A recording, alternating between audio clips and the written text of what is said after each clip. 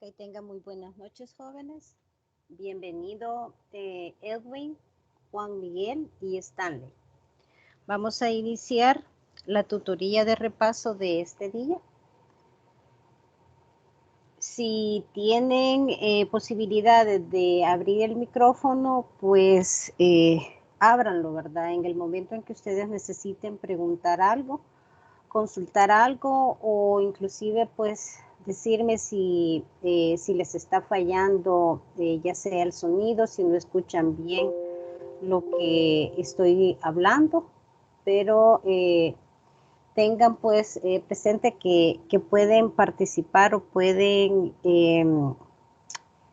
hablar en cualquier momento, ¿verdad? O también podemos optar por levantar la mano. Levantar la mano, creo que la acción de levantar la mano sí la tienen ustedes activa. Entonces, porque el chat no está activo, entonces podemos irnos con levantar la mano pues para poder consultar o preguntar alguna situación. Ok, me presento. Mi nombre es Mirna Lorena Blanco de Magaña. Soy ingeniero en sistemas. Ya tengo un par de años de estar con el proyecto de la universidad y pues vamos a estar acompañándolos en este ciclo con la materia de programación y desarrollo cognitivo 1. ¿Alguno de ustedes ya ha estado conmigo en alguna otra materia?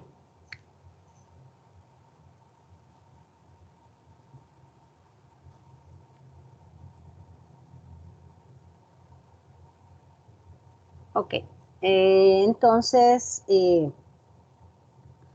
la metodología que yo desarrollo con esta asignatura es que en las sesiones que vamos a tener de tutorías de repaso, que por cierto este día o en esta semana de inicio se programó para el día viernes, pero para el resto del ciclo vamos a estar los días jueves, siempre a las 7 de la noche. Entonces, en esta tutoría de repaso vamos a ver la parte teórica, por lo menos los aspectos más importantes los vamos a estar viendo en la tutoría de repaso. Y el día domingo que tenemos programado el laboratorio, pues como tal vamos a desarrollar el laboratorio. Yo siempre trato de cubrir el desarrollo de todo el laboratorio. No es que yo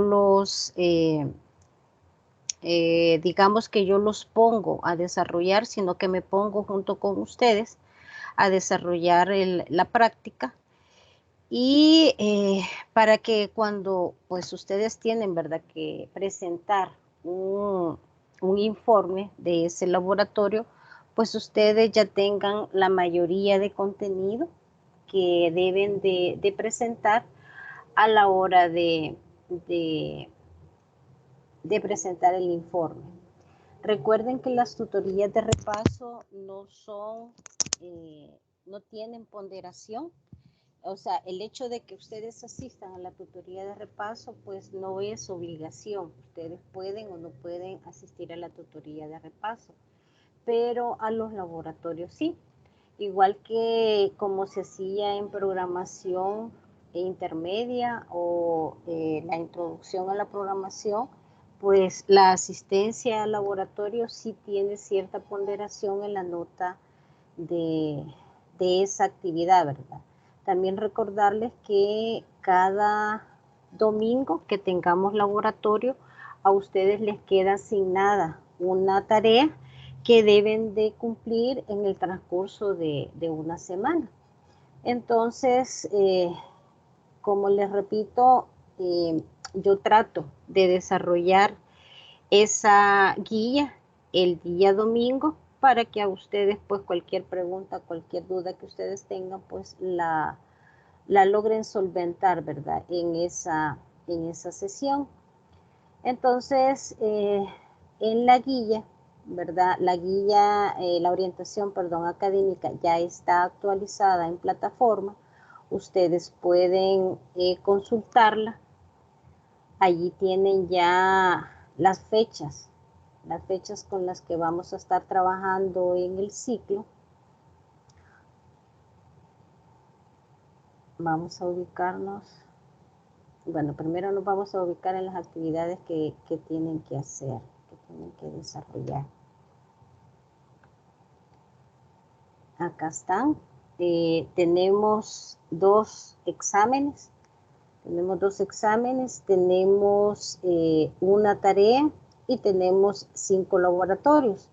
¿Por qué 5 laboratorios si son 6 los que nos aparecen más abajo en la programación?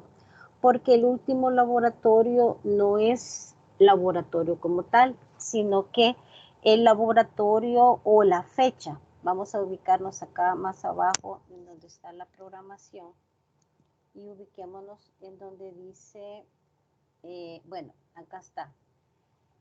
Acá está el laboratorio 5, ¿verdad? Que es el domingo 28 de noviembre y el domingo 12 de diciembre, que nos correspondería el sexto laboratorio. Ese día ustedes van a hacer la defensa del proyecto final. Entonces quiere decir que vamos a tener en realidad 5, ¿verdad? 5 laboratorios. Entonces, y el último va a ser para que ustedes puedan realizar la defensa del proyecto final. ¿En qué va a consistir la defensa o en qué va a consistir el proyecto final? Pues en un juego que ustedes van a desarrollar en la herramienta de Scratch. Entonces, ese va a ser el proyecto final que ustedes van a tener que desarrollar. Entonces, si volvemos a donde están las actividades o la evaluación de la asignatura, pues teníamos el proyecto, ¿verdad? El proyecto vale el 25%, van a tener que entregar una fase.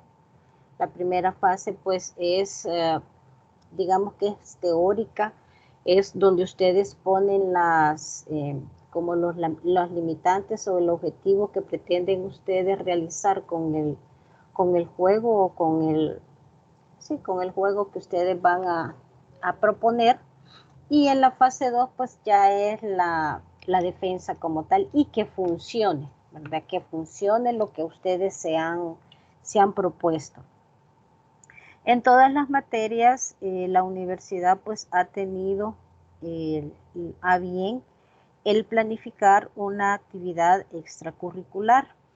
Esta actividad es como una ayuda que se les está dando por si acaso ustedes van con un promedio bajo, para que ustedes la puedan desarrollar y que ganen pues el 5% de su nota final. Entonces, esto, como dice, ¿verdad? La orientación académica, pues es opcional. Acá van a aplicar solamente aquellas personas, pues, que crean que necesitan esa ayuda de esos cinco puntos. Entonces, pero llegado el momento en el que el coordinador, pues, nos dé el aval ya para que ustedes puedan empezar a desarrollar o para que ustedes conozcan en qué consiste esa actividad, entonces allí se les va a estar comunicando, se les va a estar diciendo pues en qué consiste y si ustedes quieren aplicar o no, porque como les repito, es opcional, no es obligación. Entonces, continuando, ¿verdad? Con la orientación académica, pues tenemos, como les mencioné, tenemos en la semana B, el día jueves, vamos a tener planificadas nuestras tutorías de repaso y esas pues van a estar enfocadas en la parte teórica. Y luego el día domingo que tengamos el laboratorio pues yo lo oriento a realizar o a desarrollar el laboratorio como tal, pues que se les ha planteado a ustedes. Va a haber quizás una o dos ocasiones en que no alcancemos a desarrollar todo lo que se nos pide porque es bastante largo, pero eso va a ser allá por la tercera o cuarta sesión, porque allí ya se nos va complicando un poquito más el contenido.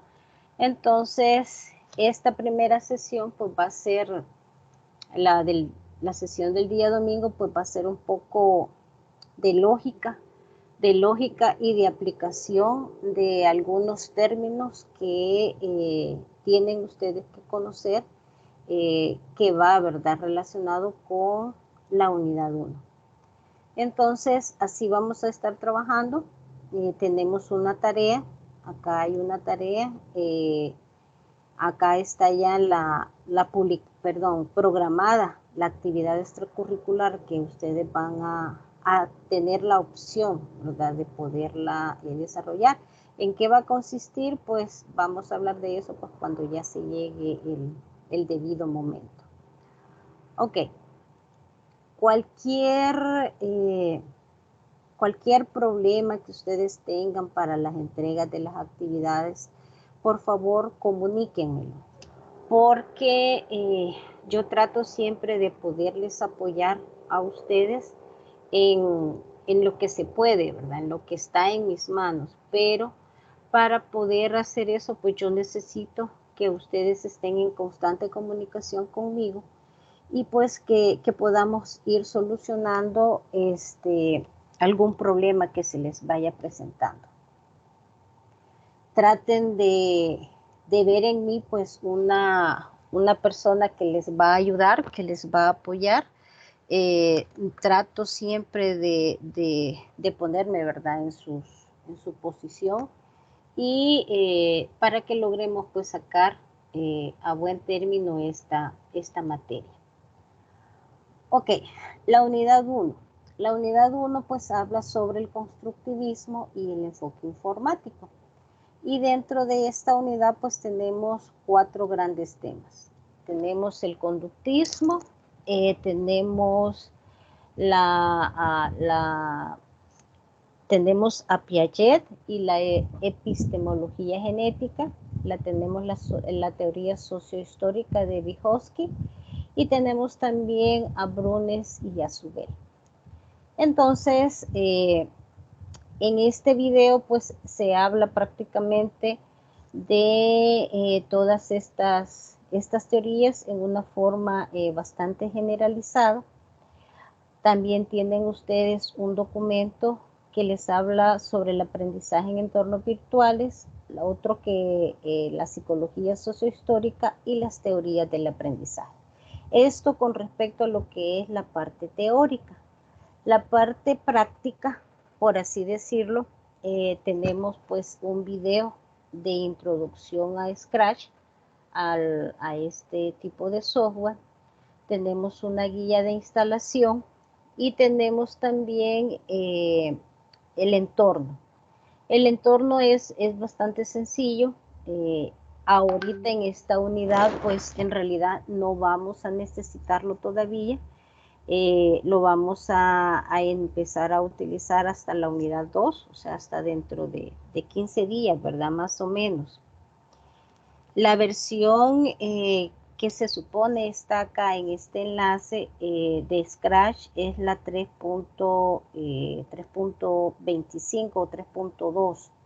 Entonces, aunque quiero decirles que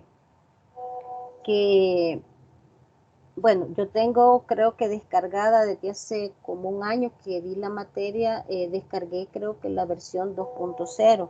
Ahora estaba viendo la versión 3.2 y como que no cambia mucho el entorno gráfico. Tal vez tiene algunos otros elementos incorporados que no los tiene la 2.0, pero igual todavía no la he actualizado. Pero como les repito, si ustedes todavía no la han descargado, no se preocupen porque en este fin de semana pues no la vamos a utilizar todavía, sino que la vamos a utilizar pues hasta dentro de 15 días, que comencemos pues ya a ver cómo es que se maneja esta herramienta. La unidad 1 es un poco pesada, ¿verdad? Si, por decirlo de alguna forma, porque se trata sobre teorías que son, pues así como que un poco a veces se sienten un poco confusas por la terminología que utilizan los autores.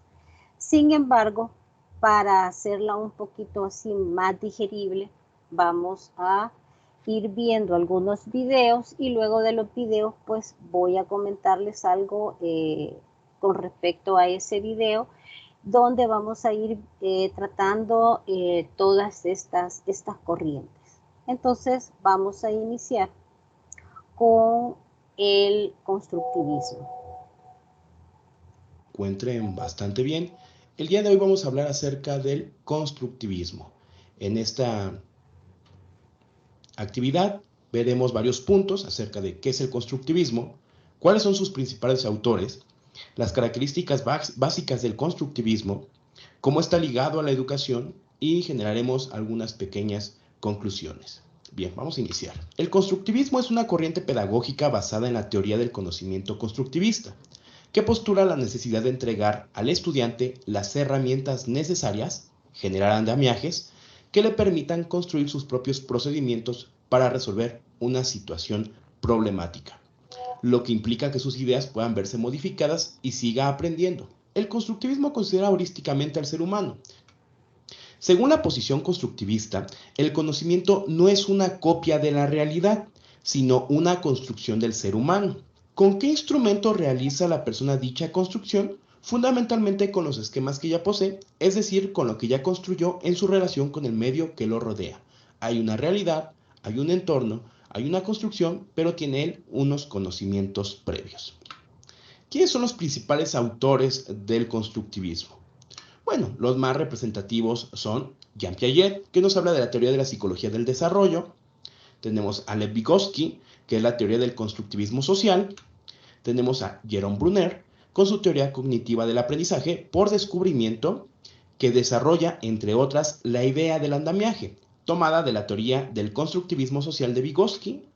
Y tenemos a David Paul Ausbe, que él nos habla de la teoría del aprendizaje significativo. Bien, ¿cuáles son las principales características del constructivismo? Como nos dice, el conocimiento es una construcción del ser humano.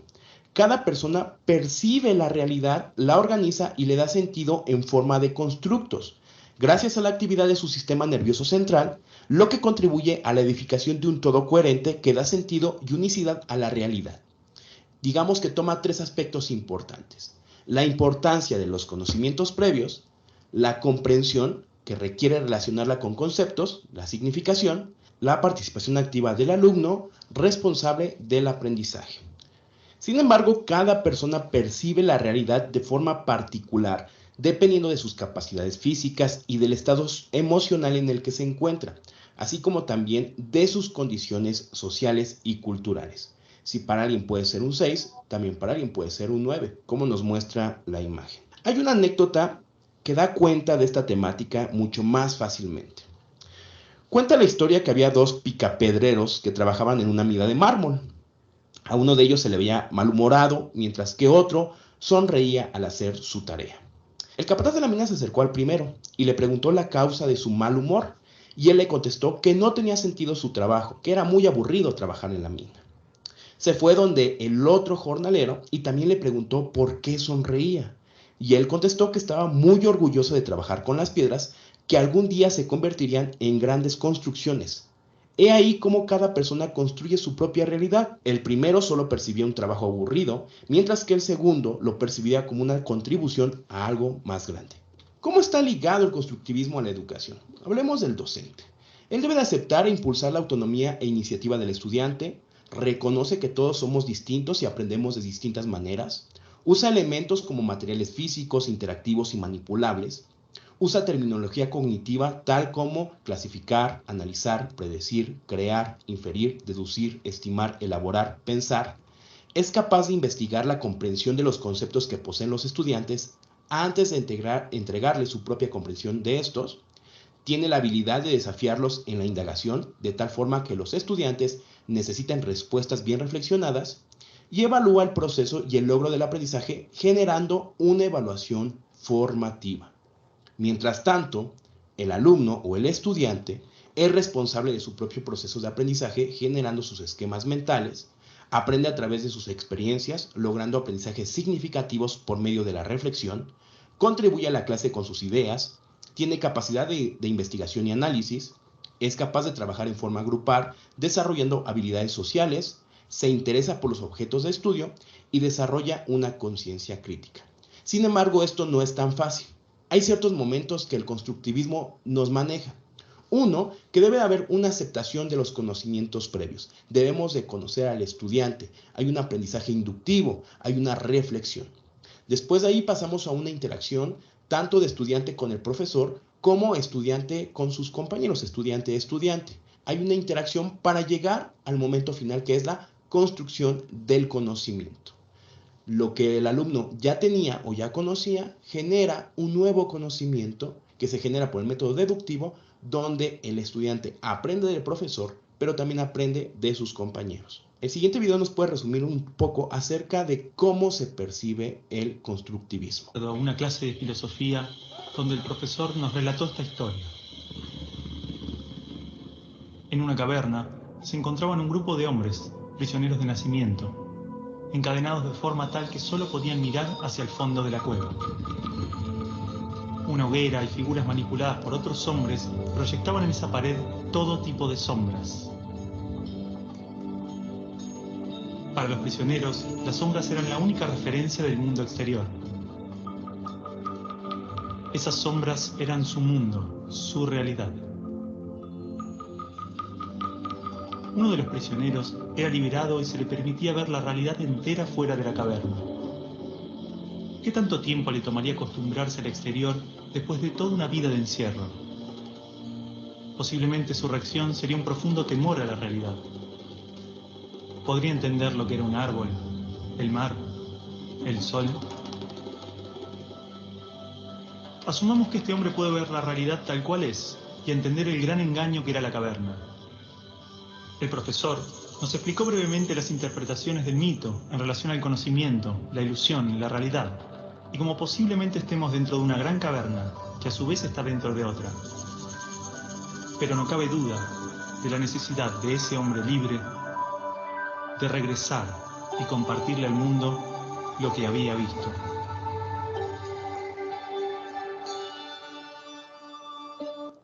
En conclusión o conclusiones, tenemos que el aprendizaje es un proceso constructivo interno que tiene una autoestructura. El grado de aprendizaje depende del nivel de desarrollo cognitivo. Los conocimientos previos son el punto de partida de todo aprendizaje. El aprendizaje es un proceso de reconstrucción de saberes culturales. El aprendizaje se facilita gracias a la mediación o interacción con los demás. El aprendizaje implica un proceso de reorganización interna de esquemas. El aprendizaje se produce cuando entra en conflicto lo que el alumno ya sabe con lo que debería de saber y cuando el docente apoya en esta construcción del conocimiento. Aunque no nos encontremos en una caverna, como el video anterior, pareciera que ciertos conocimientos solamente son vistos desde una perspectiva y no tenemos contacto de manera real. Se espera que el constructivismo no sea visto solamente como darle al alumno las cosas para que ellos construyan su conocimiento, sino que realmente se apoye en esa construcción para llegar al logro de su competencia. Eso sería todo de nuestra parte. Agradecemos mucho. Ok, entonces sacando, ¿verdad?, algunas ideas principales de este video, podemos decir que el constructivismo es todo proceso de enseñanza-aprendizaje activa que está basado en la reflexión de las personas, de manera que el educando va construyendo mentalmente su entendimiento de la realidad con base al conocimiento previo y a las nuevas experiencias.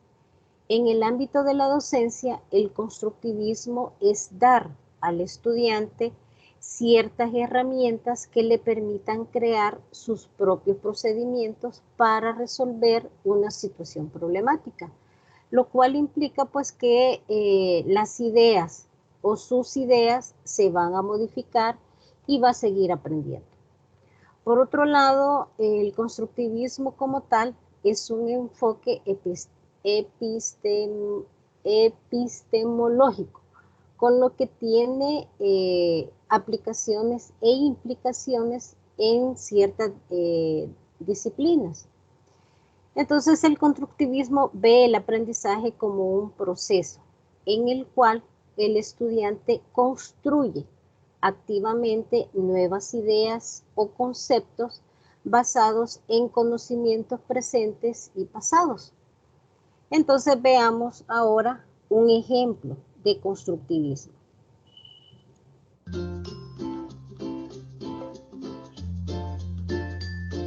Hola Luna, el día de hoy vamos a pintar unos dibujos. Mira, aquí tenemos 3 pinturas. ¿Qué colores están? Rojo, amarillo, azul. Y tenemos una hoja. ¿Sí? ¿Me lees por favor los dibujos que vienen en el color, perdón, de los dibujos que vienen en la hoja? Rojo, azul, verde, anaranjado, morado y amarillo. Ok, ¿ya se gustas empezar a pintar?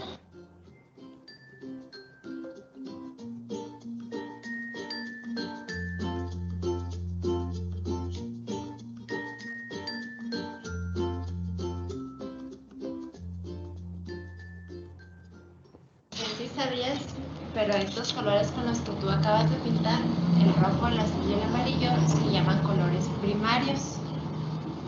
¿Sí sabías? Entonces, ¿sabes qué son los colores secundarios? Ah, sí, es el morado, el verde y el anaranjado. ¿Y por qué se llaman colores secundarios? No sé por qué. Porque esos se crean mezclando 2 colores primarios.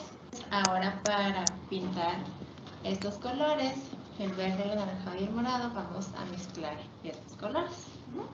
¿Te ayuda a vaciarla? ¿Qué colores quieres poner?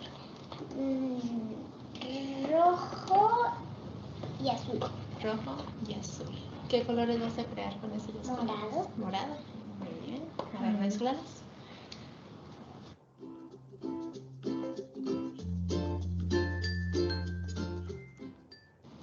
Bueno, entonces, ¿qué color acabas de pintar? Morado. Morado. ¿Y qué colores mezclaste? Azul y rojo. Azul y rojo. Ahora, ¿qué color vas a pintar? El verde. El verde. ¿Qué quieres mezclar? Azul y amarillo. Azul y amarillo. Azul. Creo que ya le eché mucho. Amarillo.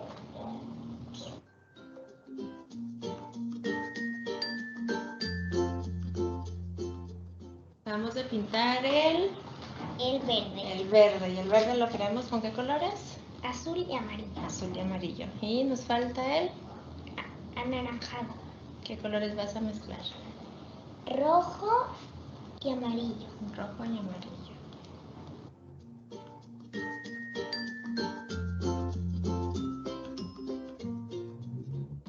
Vamos a imaginar que no has pintado nada. Sale que yo te entrego otra vez esta hoja. Y te entrego otra vez nada más estos 3 colores. No quiero que pintes, solo quiero que me digas cómo pintarías cada uno de los dibujos. ¿Cómo los pintaría? Ajá. O sea, el rojo, agarro la pintura roja y lo pinto. El azul, agarro la pintura azul y la pintas. Para pintar el verde, ¿cómo lo pintas? ¿Mezclas qué colores? Azul y amarillo. Muy bien. ¿Y para pintar el anaranjado? Rojo y amarillo. ¿El morado? Rojo y azul. Azul. Y el amarillo, pues lo pintamos directamente. De estos colores, ¿cuáles son los primarios y cuáles son los secundarios? El rojo, el azul y el amarillo son los primarios. Los primarios. El verde, el anaranjado y el morado son los secundarios. Muy bien. Bueno, pues muchas gracias, Luna. Eso es todo para lo que te quería el día de hoy. Y aquí tienes. Ok, ¿cómo ustedes creen que fue aplicado el constructivismo en este video?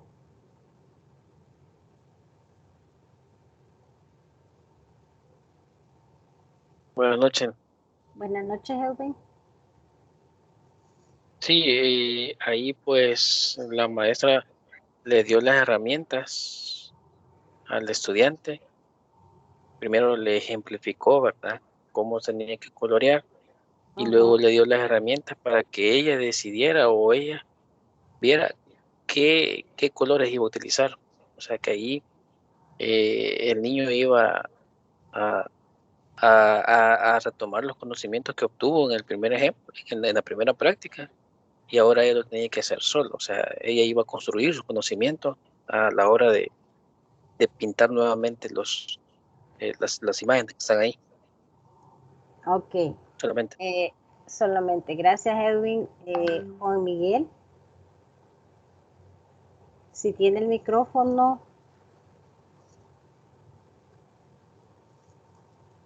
Sí, buenas noches, compañeros. ¿Sí me escuchan? Sí, me escuchan. Sí. Yo creo que allí podemos evidenciar uno de los roles importantes que el docente, digamos, cumple en este tipo de enseñanza, y es el saber hacer preguntas, el retar al alumno.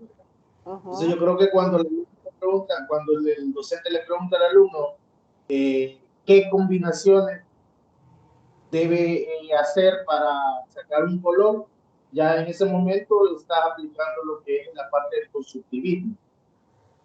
Exacto. Y si se fijaron también, la niña dijo, ¿verdad?, que conocía los colores primarios y que conocía los colores secundarios, pero no, cuando ella le dijo que, o le preguntó que si sabía como el término, ¿verdad?, o la definición, a qué se refería con los colores secundarios, allí ella ya no supo qué decir, dijo que no sabía. Entonces allí también con la explicación de la maestra pues logró construir un nuevo conocimiento que hacía, ¿verdad?, ver o lograba que ella tuviera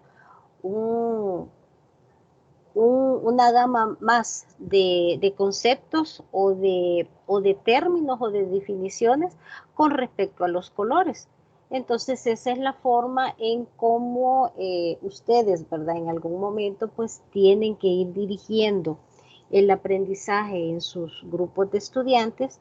Y si pues no tienen un grupo de estudiantes, pero por ejemplo ustedes son capacitadores de alguna institución, pues es la forma en cómo se va tratando de orientar al estudiante y no dándole todo, ¿verdad? No poniéndole todo en bandeja, sino que él solito pues vaya tratando de aprender pues o de ir conociendo nuevas cosas, nuevos términos. Quizás ahí, agregando un poco más, ingeniero, ahí agregando un poco más, quizás ahí se aplica lo que decía en el video, en donde choca la parte del conocimiento previo con lo nuevo por conocer. Exacto, ahí hace match, ¿verdad? Lo nuevo o lo que ya conocía con lo nuevo que está aprendiendo. Exacto. Y ahí es donde se construye, ahí es donde se crea algo nuevo, donde se crea supuestamente el nuevo conocimiento. Ok, vamos ahora con otro concepto o con otra corriente, el aprendizaje significativo. La idea de aprendizaje significativo con la que trabajó Azubel dice que el conocimiento verdadero solo puede nacer cuando los nuevos contenidos tienen un significado a la luz de los conocimientos que ya se tienen. O sea que si no le hace cambiar en nada o no le hace en realidad que logre, ¿verdad?, captar un nuevo conocimiento, pues eso no es significativo.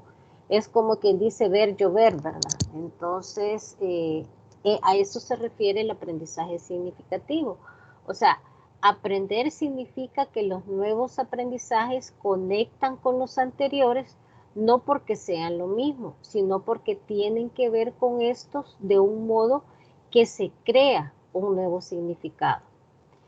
Por eso el conocimiento nuevo encaja en el conocimiento viejo, pero este último, o sea, el conocimiento viejo, se ve reconfigurado por el primero. Es decir, que ni el nuevo aprendizaje es asimilado del modo literal en el que consta, por ejemplo, en los planes de estudio, ni el viejo conocimiento queda inalterado. A su vez, la nueva información asimilada hace que los conocimientos previos sean más estables y completos. La teoría de la asimilación permite entender el pilar fundamental del aprendizaje significativo, cómo los nuevos conocimientos se integran en los viejos.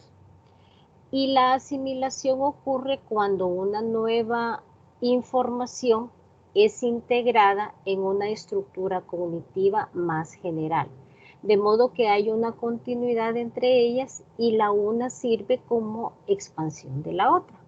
Entonces veamos ahora algo que nos haga un poquito de más explicación sobre lo que es el aprendizaje significativo.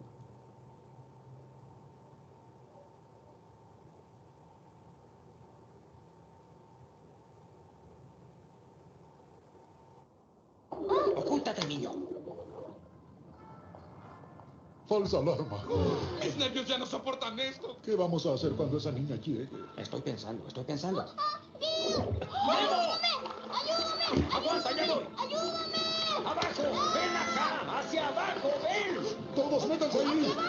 ¡Así! ¿Qué pasa? ¡Bien hecho!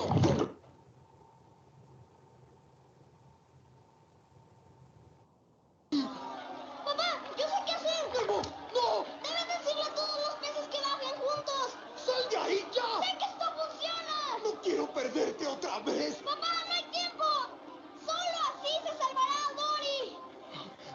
¡Yo sé hacerlo! Es cierto. Sé que lo harás. ¡Aleta feliz! ¡Hazlo! ¡Anda! ¡Diles que vayan hacia abajo! ¿Bien? ¡Ya oyeron a mi hijo! ¡Bajen! ¡Dory! ¡Hay que decirles que vayan! ¡Juntos hacia abajo! ¿Entienden lo que les digo? ¡Bajen! ¡Todos! ¡Todos abajo! ¡Rápido! ¡Deben nadar hacia abajo! ¡Bajen! ¡Todos! ¡Bajen! ¡Todos! ¡Bajen! ¡Todos! ¡Bajen! ¡Todos! ¡Que no los piensan! ¡Sigan nadando! ¡Todos juntos! ¡Así! ¡Funciona!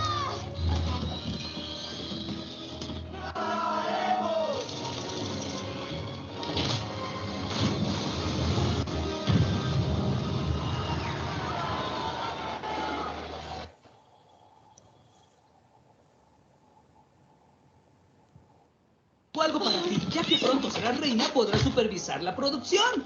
Doctora Flora, ¿es inocente? ¿Qué? Una hoja común y corriente y una gota de rocío. Flea. ¡No! Se convertirá en un telescopio. Muy ingenioso, Flea. ¡Hola, princesa! Vaya, que luce hermosa esta mañana. Claro.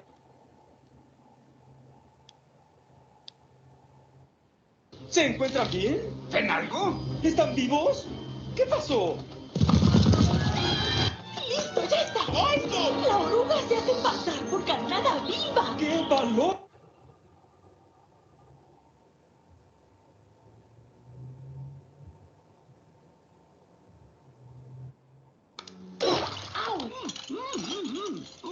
Vean.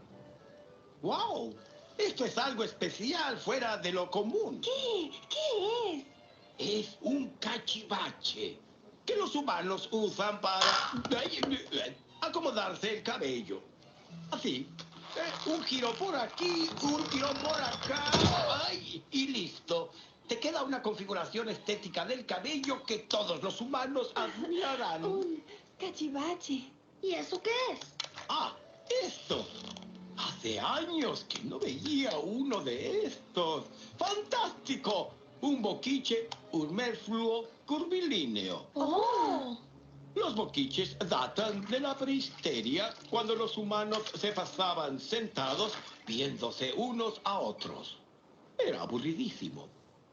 Así que inventaron los boquiches para crear música. Escuchen bien.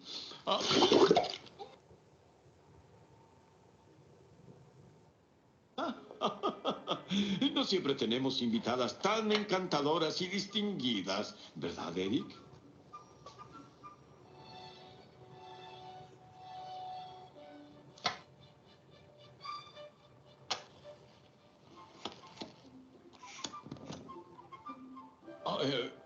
¿Te gusta? Es algo fuerte.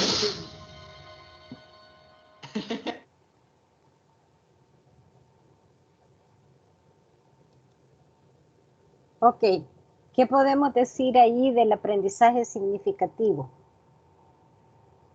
¿Qué opinión tienen de los 3 ejemplos tomados de Disney?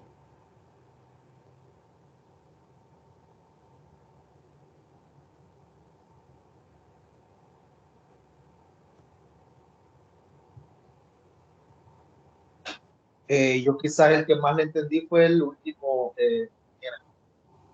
¿Qué entendió en el último? La sirenita. Yo creo que es importante, digamos, el instructor o la persona que esté enfrente y que nos dé algunas ideas, a ver qué clase de persona es la que tenemos nosotros ahí, a la cual nosotros estamos escuchando, ¿verdad? De la cual nosotros estamos aprendiendo, digamos, obteniendo conocimientos previos, ¿verdad? Es decir, como nos enseñan, digamos, inicialmente en la casa, así también nos vamos a comportar allá afuera de acuerdo a las enseñanzas que nosotros tenemos, básicas, ¿verdad? Entonces también lo podemos aplicar en la escuela, eso mismo. Incluso ya en el trabajo, pues a veces en la universidad nos enseñan de una manera y a veces ya en el trabajo se aplica de otra forma lo que de alguna manera se aprendió de una forma. Pienso yo que por ahí podrían dar la idea. La idea del aprendizaje significativo. Vean, en el primero y en el segundo, en Buscando a Nemo y en la ¿cuál era la otra? Bichos, se tiene una enseñanza, ¿verdad? Se tiene un nuevo conocimiento y ellos lo pueden aplicar porque el conocimiento ha venido de una persona o de alguien que en realidad les enseñó algo correcto, pues algo que en realidad les iba a servirles, era, así como lo dice el término, ¿verdad? Era significativo. En cambio, en el tercer ejemplo, en lo de la sirenita, si se fijaron ¿cómo se llama ese animal? No es papagayo, ¿qué? Bueno, pero no es papagayo. Ay, no me recuerdo ahorita cómo se llama esta ave. Él, si bien es cierto, les está dando, digamos, un nuevo contenido, pero ese contenido no es verdadero, porque inclusive dice que, quiero ver si fue acá. Histeria cuando los humanos se pasaban sentados viéndose unos a otros. Era aburridísimo. Histeria cuando los humanos curvilíneo. ¡Oh! Los boquiches datan de la prehisteria. Allí dice prehisteria, o sea, sabemos que no es prehisteria, ¿verdad? Sino que es la prehistoria. Y lo está haciendo hablar de algo que realmente no sabe, ¿verdad? Exacto. Exacto, exacto. Es como cuando a ustedes les preguntan, mire, ¿y usted conoce tal cosa? Y ustedes empiezan a inventar, ¿verdad? Por no quedar mal ante cierta persona. Entonces es preferible pues decir que no se conoce a estar dando conceptos pues que en realidad no son verdaderos. Entonces, si bien es cierto, ajá. Sí, porque después hizo quedar mal a la sirenita. Ajá, no, si la hizo quedar re mal. Entonces ella, entre comillas, ¿verdad? Ella adquirió un nuevo conocimiento, un nuevo contenido, pero en realidad ese contenido estaba equivocado. Entonces ahí también los maestros pues tenemos, ¿verdad? Que estar seguros de cómo se llama, de lo que se les está enseñando o lo que se está tratando de transmitir con los estudiantes.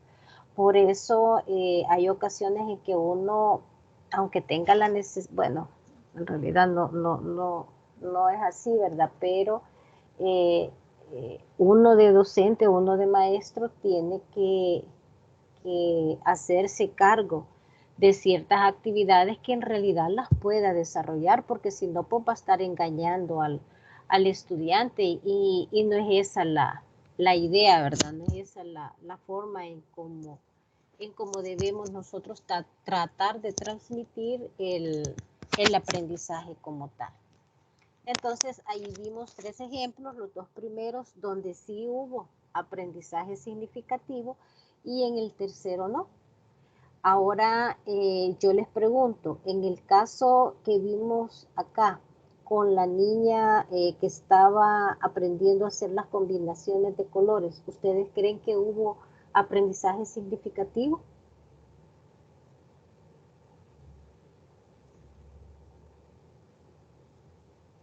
Hola, hola, ¿me escuchan? Hola, hola, sí, dígame, Edwin. Ya. Que me costó conectarme de la computadora, estaba en el teléfono, entonces ahí no sé qué pasó. Pero para mí sí, creería yo que sí, porque vaya, cuando ella no supo qué eran los colores secundarios, yo creo que en ese momento ella adquirió un aprendizaje significativo, a pesar que ella tenía conocimiento sobre cuáles eran los colores primarios. Yo creo que desde ese punto de vista creería que sí hubo en ella, en la niña, un aprendizaje significativo. Exacto. Entonces, en ese momento, ¿verdad? Es que nosotros podemos decir que ella tuvo un aprendizaje significativo mediante el constructivismo, porque esa era la forma, pues, en cómo se le estaba enseñando a ella.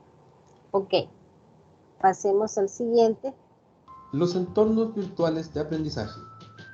EVA, o un entorno virtual de aprendizaje, es un conjunto educativo alojado en la web, conformado por un conjunto de herramientas informáticas que posibilitan la interacción didáctica. Su principal característica es la interactividad, como estrategia para favorecer el contacto entre docentes, alumnos y materiales de aprendizaje.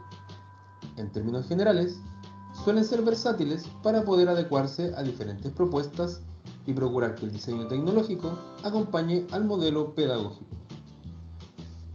De acuerdo con estas definiciones, un entorno virtual de aprendizaje posee 4 características básicas.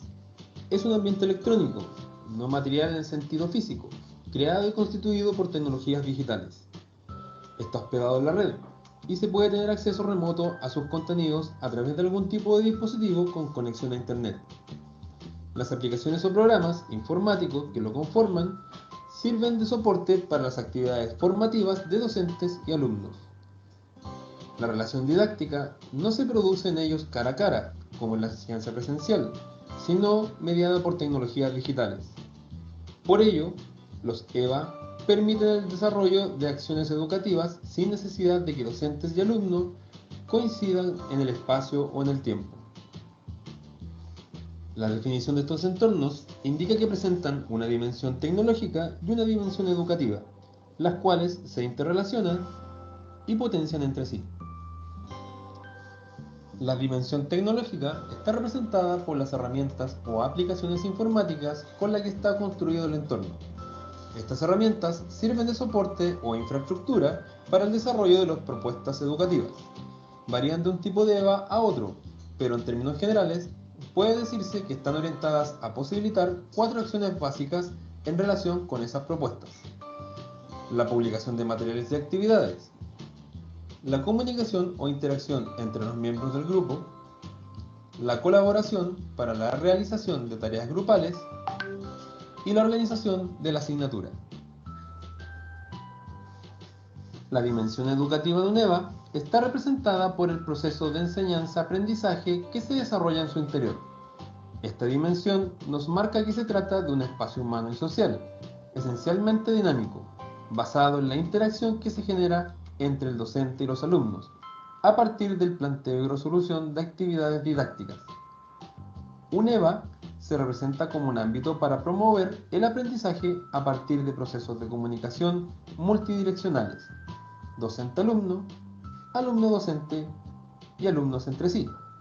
Se trata de un ambiente de trabajo compartido para la construcción del conocimiento en base a la participación activa y la cooperación de todos los miembros del grupo. Los tipos de EVA de uso más extendido a nivel escolar son 4: plataformas de e-learning, blogs, wikis y redes sociales. Lo que distingue a estos ambientes entre sí es su dimensión tecnológica y, por lo tanto, las potencialidades educativas que cada uno de ellos ofrece, al servir de soporte a distintas actividades de aprendizaje. La elección de un entorno u otro dependerá de distintos factores que podrían clasificarse en institucionales, coherencia con la visión de los EVA o más ampliamente de la tecnología que se haya definido en el proyecto educativo institucional; didácticos, coherencias con el modelo de enseñanza-aprendizaje que se haya adoptado o se busque promover; tecnológicos, usabilidad, interfaz intuitiva y amigable, disponibilidad de ayudas y documentación, condiciones de seguridad, interoperabilidad, productividad, escalabilidad y soporte para todo tipo de archivos. Personales. Cuando se trate sobre todo de proyectos individuales, será conveniente también considerar factores como las propias habilidades informáticas, la familiaridad previa con la herramienta, la disponibilidad de hardware, software y conexión a Internet adecuados si se trabajara fuera de la escuela. Además, el contexto sociocultural contemporáneo, caracterizado por la presencia ubicua y el uso intensivo de las tecnologías de la información y la comunicación, coloca a la escuela frente a la demanda de desarrollar en sus alumnos la alfabetización digital necesaria para la utilización competente de las herramientas tecnológicas. Ok, entonces de acá, ¿verdad? Que tenemos que un entorno virtual de aprendizaje. Buenos días, compañeros. Hoy tenemos, como les decía, que un entorno virtual de aprendizaje es un espacio educativo que está alojado en la web. Es un conjunto de herramientas informáticas que posibilitan la interacción didáctica de una forma que el alumno pueda llevar a cabo ciertas labores que son propias en la educación, como por ejemplo conversar, leer documentos, realizar ejercicios, realizarle o hacerle preguntas al docente, trabajar en equipo, etcétera, ¿verdad? Todo esto de una forma pues simulada, sin que en realidad medie o tenga una interacción física entre el docente, entre los alumnos o entre sus mismos compañeros. Cuando hablamos de un entorno virtual de aprendizaje, los entornos, mejor dicho, virtuales de aprendizaje se denominan EVAs o en inglés Virtual Learning Environment, también conocido por las siglas LMS. A todos se nos viene a la cabeza, por ejemplo, Moodle, que es la plataforma en la que ustedes, bueno, en la que nosotros, ¿verdad? En la universidad, pues trabajamos. Es quizás uno de los más conocidos y de los quizás más populares dentro del mercado. Entre algunas cosas, pues esto es porque se trata de un programa de código abierto. Es decir, que las licencias pues son gratuitas.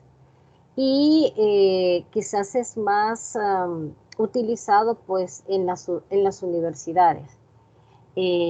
También la primera y más extendida funcionalidad de un entorno virtual de aprendizaje es la de ser un repositorio de documentos, un lugar para poder poner a disposición de los estudiantes todo tipo de documentos, también sitios, blogs, enlaces a otros sitios de contenido.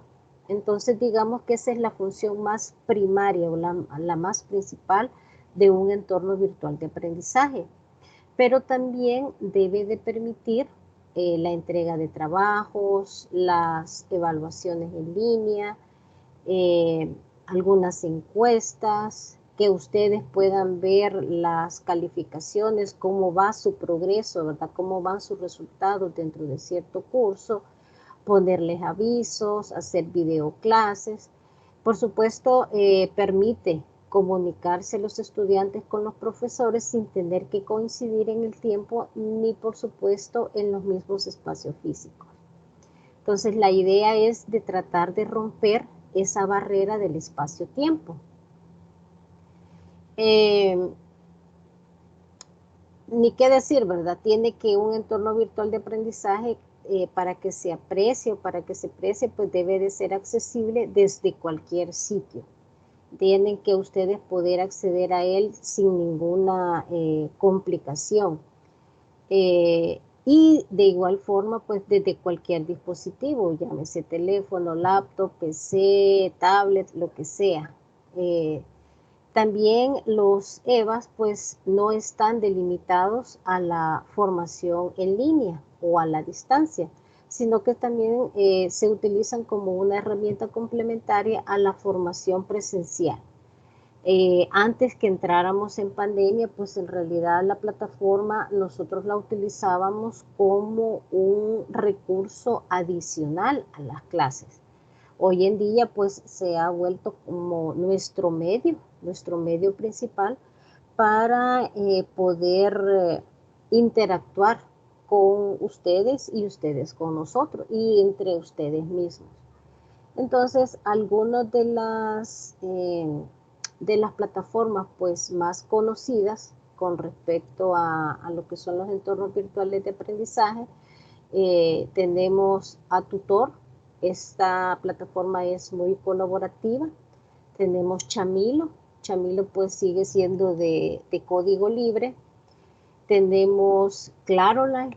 Claroline también es una herramienta de código libre. Sakai. Tenemos también Sakai. Entonces, y ustedes, ¿verdad? Que conocen muy bien el entorno de Moodle. También tenemos Classroom. Acá tengo yo unas, vamos a ver, tengo unas aulas elaboradas en Classroom. Tengo que tener abierta la cuenta.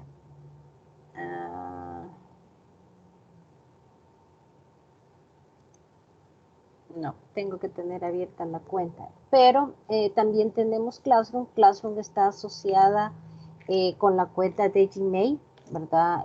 Ahí es donde ustedes pueden ir viendo pues cómo es la funcionalidad de Classroom, pero al final pues todas coinciden en lo mismo, que tiene que ser un espacio donde ustedes puedan interactuar, donde ustedes puedan consultar el contenido que sea, ¿verdad? Que se necesite transmitir al grupo, que puedan entregar trabajos, que puedan también tener cierta comunicación con el docente, porque al final pues estas son las características principales de las plataformas o de los entornos virtuales de aprendizaje.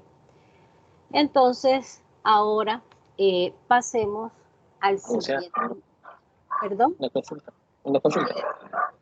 En cuanto a EVA, ¿este término ha nacido hoy con la pandemia o ya es un término que se ha venido usando? Bueno, de hecho sí, cuando existieron, desde que existieron clases virtuales, creo que quizás existían. Le menciono esto porque como que se ha hecho más popular hoy en día, lo que es EVA, solo de que yo lo conozco, pero por DEVA, ¿verdad? Porque creo que el Ministerio de Educación maneja ese término. Y lo único que le han agregado es didáctica de entornos virtuales de aprendizaje, ¿verdad? Y de hecho hay capacitaciones sobre ese tipo de cursos, pero por eso me venía la pregunta si ese término ya se ha utilizado ya desde hace Sí, tiempo. ya se utilizaba desde hace tiempo, inclusive el término LMS. Lo que sucede es que con lo de la pandemia pues ha venido como a incrementarse, ¿verdad? O a utilizarse de diferente forma. Y se lo digo por experiencias. En la universidad donde yo trabajo, no en la nacional, ¿verdad? En otra institución de educación superior donde es mi trabajo, digamos, mi trabajo principal, creo que desde el 2016 nosotros estábamos trabajando con Claroline y era pues un entorno virtual de aprendizaje, pero lamentablemente el docente no lo utilizaba como debería de haberse utilizado, sino que lo utilizaban nada más como repositorios de información. Ellos solamente colgaban materiales, compartían digamos, presentaciones o ciertos documentos con el grupo. Y en ese momento, pues quizás solamente los docentes que éramos del área de informática, sí lo utilizábamos un poquito como con otras funcionalidades, no solamente como repositorio, sino que también activábamos tareas, activábamos o diseñábamos encuestas, formularios, exámenes. Entonces, hoy, ¿verdad? Hoy ya con el surgimiento de la pandemia, aquellas personas que lamentablemente no se habían querido subir, ¿verdad?, al barco del uso de los EVA, pues tuvieron que, porque si no, pues ese ingreso pues no lo iban a tener. Entonces, ha costado bastante que estas personas pues quieran utilizar y logren comprender cómo es la funcionalidad de las plataformas virtuales. Y no solamente son las personas mayores, sino que acá hay de todo. Inclusive hay compañeros del área de informática que todavía las plataformas las siguen utilizando como repositorios simplemente. Entonces el término pues viene desde hace ya varios años. Hoy pues se ha acrecentado, ¿verdad? Más porque hoy todo el mundo pues está utilizando este tipo de plataforma. Inclusive nosotros, por ejemplo, como le dije, nosotros teníamos Clarola en uso. Luego pasamos antes de la pandemia, empezamos a utilizar Moodle y también hay Clarola. Quizás los más expertos en el uso de plataformas migraron toda su información a Moodle y teníamos las dos activas. Cuando surgió la pandemia, era quizás muy mala el servicio que nosotros teníamos y nos vimos obligados a migrar a Classroom. Entonces, hoy estamos en Classroom, todos los cursos, todos los grupos, todas las materias están en Classroom y en realidad pues no nos ha dado problema, pero siguen todavía algunos docentes pues teniendo digamos, esa renuencia por el uso de esta plataforma, sobre todo por el buen uso de esta plataforma. Pero sí, el término no es nuevo. El término no es nuevo. Quizás nosotros, digamos que para nosotros es una novedad porque quizás no estábamos completamente acostumbrados a todo esto, ¿verdad? Pero en realidad no es nuevo el término o la terminología. Ok, seguimos con el siguiente modelo, el conductismo.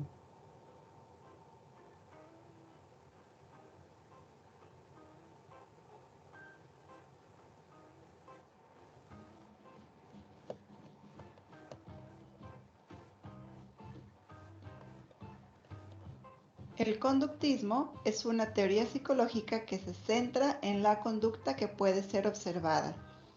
De esta teoría se plantearon dos variantes, el condicionamiento clásico y el condicionamiento operante. El condicionamiento clásico describe una relación entre estímulo y respuesta, de forma que, si sabemos plantear los estímulos adecuados, obtendremos la respuesta deseada. El condicionamiento operante busca la consolidación de las respuestas según el estímulo, buscando los reforzadores necesarios para implantar esta relación en el individuo. Los principales exponentes del conductismo son Pavlov, Watson y Skinner.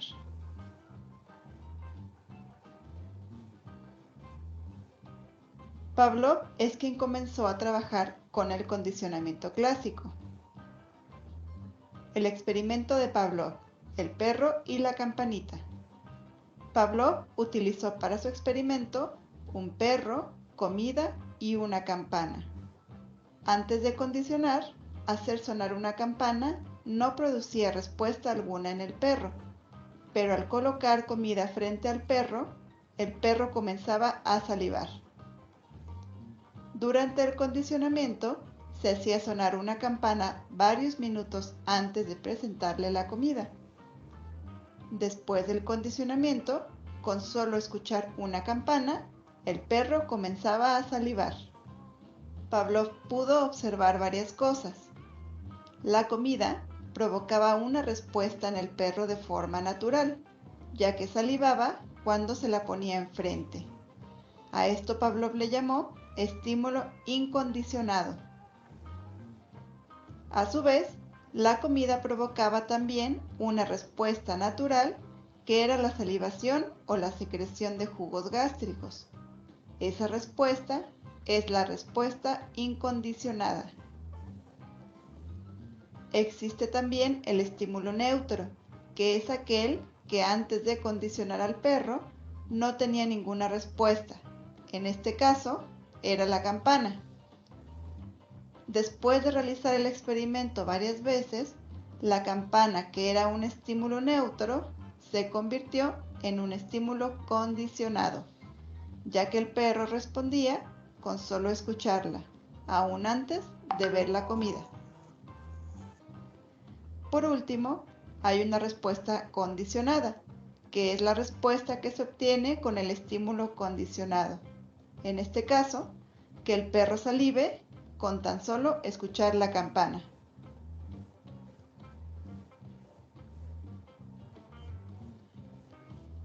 Watson pensaba que los humanos ya traían desde su nacimiento algunos reflejos y reacciones emocionales de amor y furia, y que todo lo demás se obtenía mediante la asociación estímulo-respuesta. El experimento de Watson, Albert y la rata. Watson demostró el condicionamiento clásico con un experimento en el que participó un niño con unos pocos meses de nacido de nombre Albert y una rata blanca. El experimento consistía en acercar la rata a Albert para que la tocara. Al principio, Albert no presentaba temor por el pequeño animal, pero al comenzar a hacer de repente un ruido fuerte cada vez que Albert tocaba la rata, al poco tiempo Albert comenzó a mostrar temor por la rata, aún sin hacer el ruido. Watson después extinguió el miedo presentando la rata al niño en repetidas ocasiones, sin hacer el ruido. A Watson se le atribuye el término conductismo.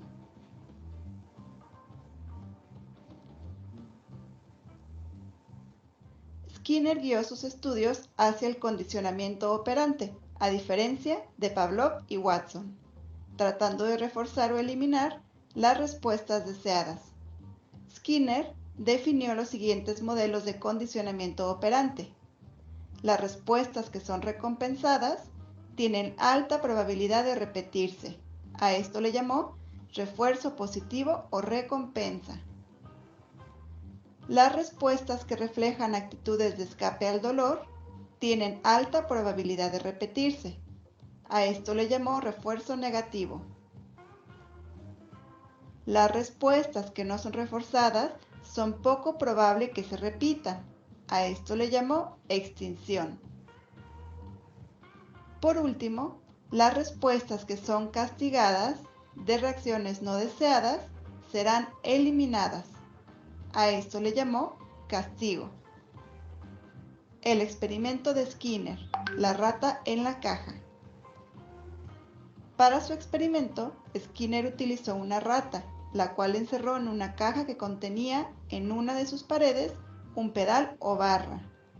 La rata, teniendo hambre, comenzaba a buscar comida y en su búsqueda, presionando el pedal, recibía una bolita de comida.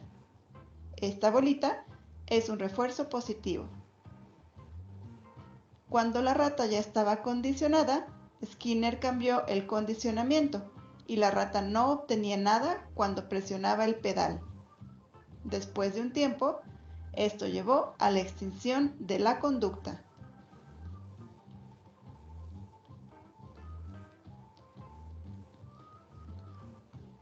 Según esta teoría, la enseñanza se plantea como un programa de refuerzos que modifican la conducta del alumno. Si el alumno responde correctamente, se le proporciona una serie de estímulos positivos. Si no lo hace correctamente, se le proporcionarán estímulos negativos o no se le proporciona el positivo. Esta secuencia se repite el número de veces que sea necesario hasta que todas las respuestas estén asimiladas. Ok. Entonces, el conductismo es una corriente de la psicología que estudia la conducta o comportamiento observable de personas o animales a través de procedimientos objetivos y experimentales. Ahora les pregunto yo, ¿cómo se puede aplicar el conductismo en el aula? Según lo que hemos visto.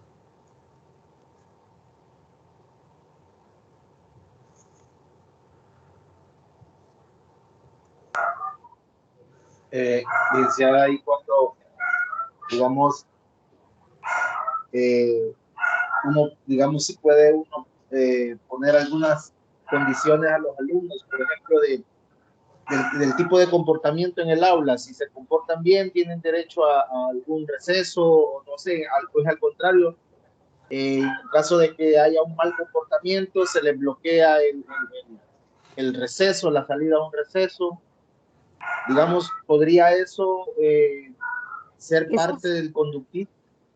Exacto, sí, porque es un condicionamiento el que usted está haciendo y en base al condicionamiento o al resultado de ese condicionamiento que usted esté estableciendo, la persona va a tener digamos, un castigo o va a tener un premio.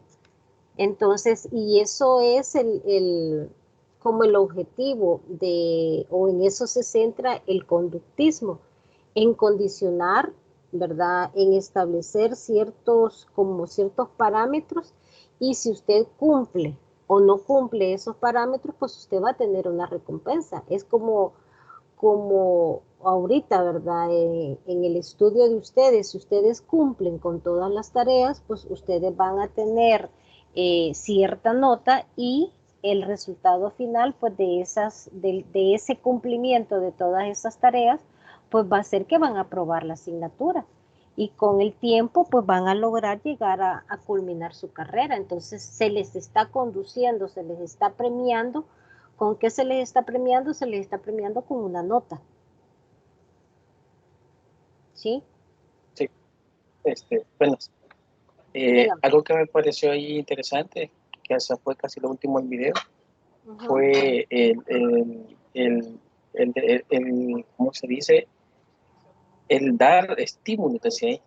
Ya lo que usted se refería, o sea, en el aula, creería yo de que habría que valorar un poco esa parte del estímulo, más en aquellos estudiantes que son algo tremendo. Estimular con algo para que ellos, no sé, poniéndolos como tutores, por ejemplo, para que ellos sientan que son útiles dentro del aula, y ese estímulo hará que su comportamiento cambie, o sea, peor, nada. Pero sí se le dio un estímulo a él para que su conducta sea diferente. Creía yo que los estímulos son muy, muy importantes a la hora de estar con un grupo de estudiantes. Sí, si se recuerda, bueno, yo en realidad en mi niñez no fue así, ¿verdad? Pero yo veía a mis hijos que cuando ellos iban al colegio venían allí con unas estrellitas, con unos sellitos y ellos felices porque se habían ganado uno de esos, digamos, premios. En dado caso eran estímulos, ¿verdad? ¿Por qué? Porque la profesora o el profesor, pues, era la forma en como él o ella hacía que ellos mediante, digamos, el premio que ellos iban a obtener, pues lograran hacer casos, estuvieran quietos en el salón, no sé, ¿verdad? Porque cuando están chiquitos son tremendos, entonces, pero esa es la forma del conductismo, o sea, esa es la forma de operar. ¿Perdón, Juan? Hoy aplican mucho, mucho lo que son los sellos, la carita triste, la carita feliz, no sé qué otro animalito ahí. Antes no, antes solo era o la R de revisado o un 10, como que hoy extrañamos, un 10 así hasta con colita, no sé cómo. Con chanfle, ¿verdad? Ajá. Sí. Pero eso era en nuestra época. Ya los niños ya no, ya es otra Hoy cosa. Puro sello. Cabal, hoy es un sello. Entonces, el conductismo pues define los comportamientos que se espera que el estudiante tenga dentro del aula. Esos comportamientos pues definen, ¿verdad? En ciertos momentos cómo este muchacho o esta muchacha pues va a comportarse en la sociedad. Sin embargo, pues el docente tiene pues que ver cómo va aplicando todos estos tipos de metodologías porque al final de cuentas pues no es de que solamente van a aplicar el constructivismo, no solamente el aprendizaje, como decíamos acá, el aprendizaje significativo, el conductismo, no, o sea, tiene que haber una mezcla y en realidad un equiparamiento, ¿verdad? De todo para que pues al final el conocimiento pues se dé a conocer y que en realidad pues sea significativo. La tecnología o las TIC, ¿verdad? Son digamos que son una forma o mediante las TIC nosotros podemos ver cómo podemos ir aplicando todo estos tipos de enfoques. Porque, pues, si bien es cierto, ¿verdad? Las tecnologías como tal, pues no son un modelo educativo, sino que es una herramienta por medio de la cual, pues, nosotros podemos hacer que el proceso educativo, pues, llegue, ¿verdad? Al término o que cumpla con el objetivo, pues, que se está tratando de conseguir con el estudiante. Ok, entonces la tecnología solo es una herramienta, ¿verdad? Con una gran capacidad, pero que cuando esta en realidad se utiliza con una o varias combinaciones de estos tipos de metodología, se supone que van a poder construir y van a poder crear el conocimiento pues, que se está tratando de lograr, ¿verdad? Compartir con el estudiante. Ok, jóvenes, esto era lo que les tenía preparado para el día de ahora, ¿verdad? Con respecto al constructivismo y el enfoque informático. Yo espero que no se me hayan aburrido, que no hayan estado bostezando más de alguna vez. Y pues nos vemos el día domingo a las 10 de la... ¿Perdón? Sí, en cuanto al laboratorio que está ahí en plataforma, Ajá. ese lo desarrollaríamos el domingo. Sí, esto lo vamos a Porque desarrollar el domingo. porque ahí dice fecha de entrega a 26 de septiembre, ¿cierto? 26 de septiembre. No, ya lo cambiaron. Ajá, cierto, tenía otra fecha. Sí, Era para tenía el otra fecha, domingo. exacto. No, entonces, cabal, si nosotros, el domingo es 19, ¿verdad? Entonces, 19, cabal. para esa fecha estaba la entrega. Ajá, no, pero ya la actualizó el coordinador. Okay. Entonces, Sí, porque no le entendía mucho a la tarea, por eso es que estaba ahí dudando. no, Ojalá la fíjese veamos el que domingo. es bien entretenida, Sí.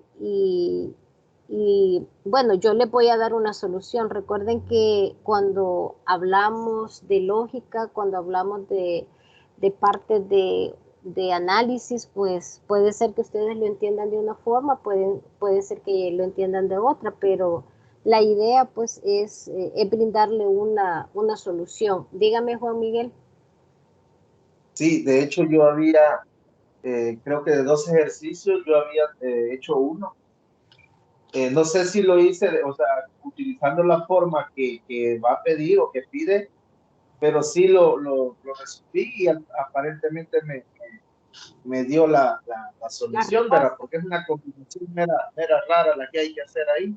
Sí, es bien especial. Hice un- Es bien especial, pero fíjense que, digamos que la solución como tal no es encontrar la tablita, ¿verdad? Que les pide acá, sino que lograr que ustedes identifiquen esto,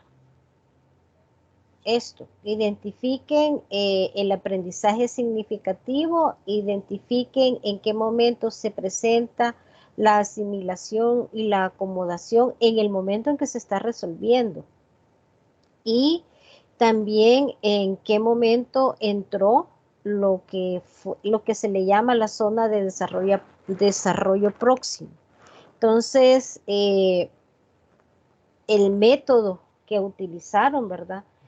Cómo fue que ustedes pusieron en juego sus habilidades de lógica o de pensamiento crítico.